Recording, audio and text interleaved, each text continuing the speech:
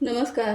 आपण आज बघू शकताय किती छान अशी ही चटपटीत भाजी. तुम्ही कधी खाल्ली आहे का ही अशा पद्धतीची? एकदम मस्त चटपटीत झणझणीत अशी ही भाजी. खाण्यासाठी खूप टेस्टी लागते. अशी ही आंबट चुक्याची भाजी आहे. एकदम मस्त चुरचुरीत तडका देऊन बनवलेली. बघू शकता किती मस्त दिसते ही भाजी. ही भाजी जी आहे ते तुम्ही भात, भाकरी, चपाती कशासोबतही खाऊ शकता. चला तर आपण रेसिपीला सुरुवात करूया. चुक्याची भाजी बनवण्यासाठी मी इथे ही चुक्याची भाजी आहे. ही छान अशी निवडून स्वच्छ धुवून घेतलेली आहे. ही भाजी जी आहे जी आपल्याला उकडून घ्यायची, त्यासाठी मी ते एक पातेलं घेतलंय. त्यामध्ये जी भाजी टाकून घ्यायची. भाजी बनवण्यासाठी खूप सोपी आहे पण खूप टेस्टी लागते. थोडीशी वेगळ्या पद्धतीची काहीतरी आंबट भाजी खायची इच्छा झाली की अशा पद्धतीची भाजी नक्की ट्राय करा. खूप छान लागते. बनवायला सोपी आहे पण खाण्यासाठी खूप टेस्टी आहे. ज्वारीच्या भाकरीसोबत तर खूपच छान लागते. इथे मी एक मुठभर हरभऱ्याची डाळ आणि मुठभर शेंगदाणे एक 2-3 तास पाण्यामध्ये भिजू घातले होते. हे पण यामध्येच टाकून घ्यायचे, कारण याच्यामुळे चव खूप छान येते भाजीला. आणि ज्यावेळेस आपण जेवण करतो त्यावेळेस डाळ आणि शेंगदाणे जे आहे ते दाताखाली लागले की खूप मस्त वाटतं आणि खाण्यासाठी पण खूप टेस्टी लागतं. इथे 4-5 हिरव्या मिरच्या आहेत. मी त्याला अशा मधून फोडून घेतलेल्या आहेत. या मिरच्या पण यामध्ये टाकायच्या आणि पाणी टाकून ही भाजी छान आपल्याला उकडून घ्यायची आहे.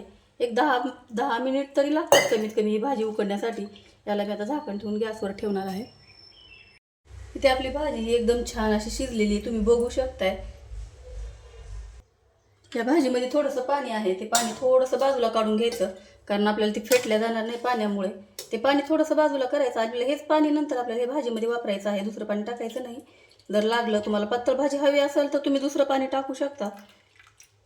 अगदी थोडंसं पाणी यातलं काढून घ्यायचं आणि बाकीच्या पाण्यामध्ये आपल्याला छान अशी भाजी फेटून घ्यायची आहे. मस्त एक जीव हुसऱ्याला फेटायचं. सगळं छान मिक्स होतं. इथे आपली भाजी ही छान अशी फेटल्या गेली तुम्ही बघू शकताय. मस्त बारीक झालेली आहे. आता यामध्येच मी इथे 2 चमचे बेसन पीठ टाकून घेत आहे. बेसन पीठ टाकून पण छान असं फेटून घ्यायचं. याच्या गाठी होऊ द्यायच्या नाही, कारण छान मिक्स झालं पाहिजे भाजीला. हे बेसन पीठ लागलं पाहिजे.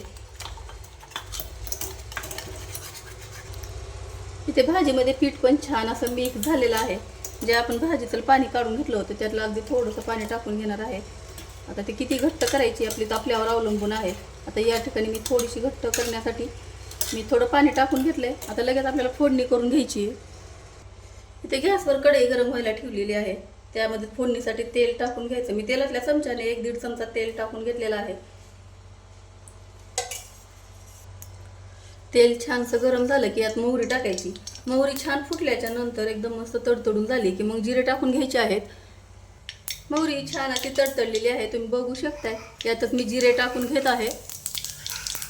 जिरे छानसे फुललेले आहेत. त्यातच मी 7-8 लसणाच्या पाकळ्या आहेत त्या ठेचून घेतल्यात, त्या पण टाकून घ्यायच्या.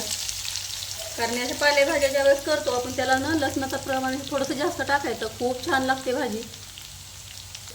लसूण छान असा लालसर व्हायला लागला की त्यामध्ये तुमच्या चवीप्रमाणे लाल तिखट टाकायचं. कारण लाल तिखट कमी जास्त तिखट तुम्ही कमी जास्त करू शकता, कारण त्यामध्ये मी 2-4 हिरव्या मिरच्या पण टाकलेल्या होत्या. आणि थोडीशी हळद 1 पाव चमचा. आणि हे छान असं या तेलामध्ये मिक्स करून घ्यायचं.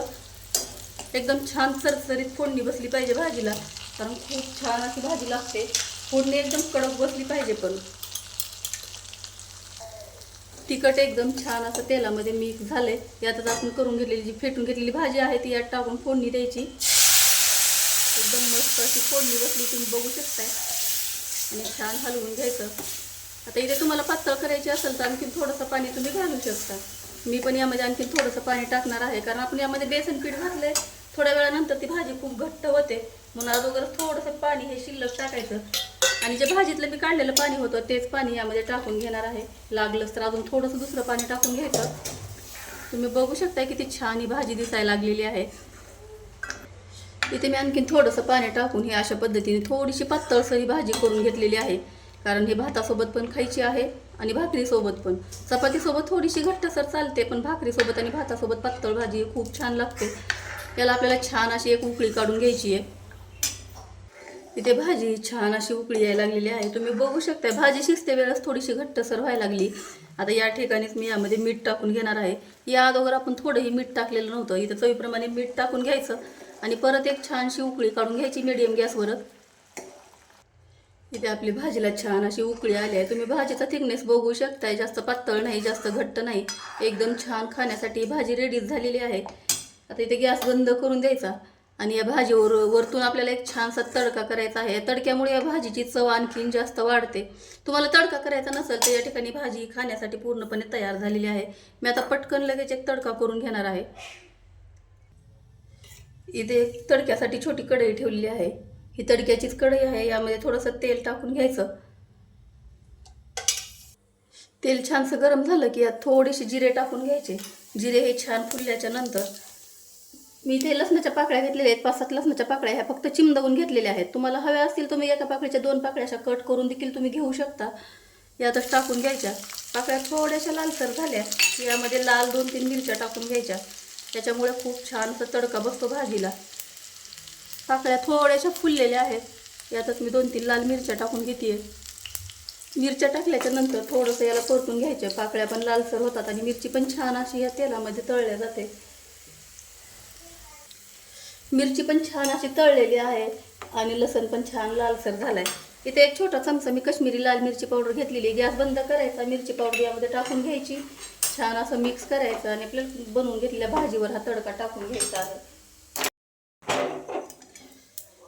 मी गॅसवरून कढई बाजूला काढून ठेवली होती. या ठिकाणी मी तडका या भाजीवर टाकून घेत आहे. तुम्ही बघू शकता किती मस्त असा हा तडका बसलेला आहे. तडका टाकल्याच्या नंतर यावर झाकण ठेवायचं आणि 2 मिनिटं ही भाजी अशीच ठेवून द्यायची. इथे 2 मिनिट झालेले आहेत. आपल्या छान भाजीला तडका बसलेला आहे. तुम्ही बघू शकता किती छान दिसायला लागली. इथे छान थोडंसं हलवून घ्यायचं. मस्त अशी गरमागरम चुक्याची भाजी ही जेवणासाठी तयार झालेली आहे. तुम्ही बघू शकता किती छान दिसायला लागलेली आहे. एकदम मस्त चटपटीत अशी ही चुक्याची भाजी होते. तुम्हाला जर चुक्याच्या भाजीची रेसिपी आवडली असेल तर व्हिडिओला लाईक करा, शेअर करा. चॅनलवर पहिली वेळ असेल तर चॅनलला सबस्क्राईब करा. व्हिडिओ पाहिल्याबद्दल धन्यवाद. थँक्यू.